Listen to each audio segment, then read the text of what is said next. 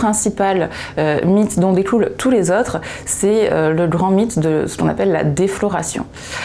Donc la défloration, en fait, ce serait d'imaginer l'hymen comme une membrane, comme une sorte de peau de tambour à l'entrée de la vulve, et que le jour de ce qu'on appelle communément la première fois, le pénis viendrait perforer cette membrane pour rentrer dans le vagin. Donc c'est absolument pas comme ça que ça se passe. C'est un mythe total, puisque l'hymen, donc anatomiquement, ce n'est pas une membrane, ce n'est pas un bouchon qui vient fermer le vagin, mais au contraire, c'est plutôt un petit anneau qui est perforé, donc de principe, de fait, dès l'enfance, qui va se modifier en fait tout au long de l'enfance et pendant l'adolescence, et qui permet de toute manière de faire s'écouler les règles. Donc vous voyez bien que c'est pas imperméable.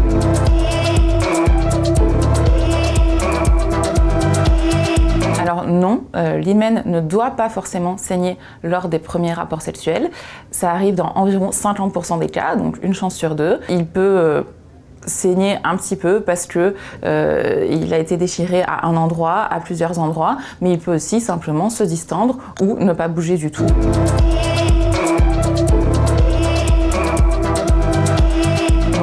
La douleur qu'on peut ressentir lors des premiers rapports sexuels ne vient pas systématiquement de l'hymen, ça peut faire un petit peu mal, mais la plupart du temps, cette douleur, elle est plutôt liée au stress et parfois à la précipitation des premières fois. Finalement, ce stress, cette précipitation cause un manque de lubrification chez la femme et peut causer aussi une contraction des muscles qui entourent le vagin, donc des muscles du périnée, qui peuvent tout à fait expliquer la douleur ressentie.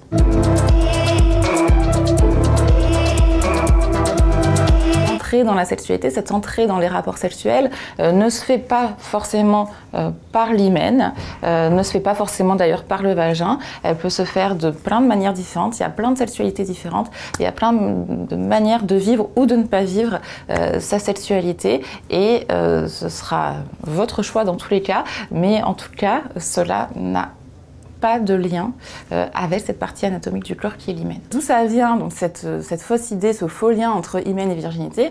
C'est très ancien, hein, c'est retrouvé dans plusieurs sociétés, dans plusieurs religions, et c'est quand même une vision assez patriarcale et hétéronormée.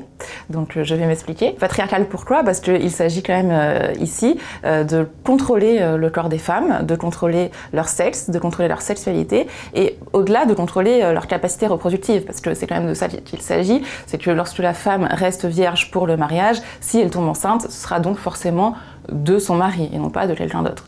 Donc il y a quand même cette idée. Et par ailleurs, cette idée d'hétéronormativité, qu'est-ce que ça veut dire? Ça veut dire que on ne conçoit les rapports sexuels que comme un rapport hétérosexuel potentiellement fécondant, c'est-à-dire un rapport sexuel de pénétration entre un pénis et un vagin. Or, c'est une vision fausse ici aussi. Associer rapport sexuel et pénétration, ça n'a pas de sens.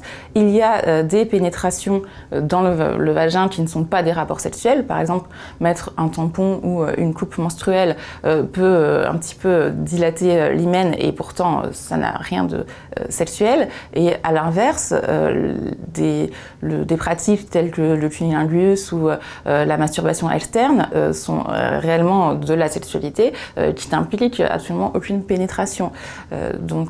Voilà, on vient de voir que en fait, ce lien entre hymen et virginité, non seulement est faux anatomiquement, mais en plus intellectuellement c'est un petit peu fumeux.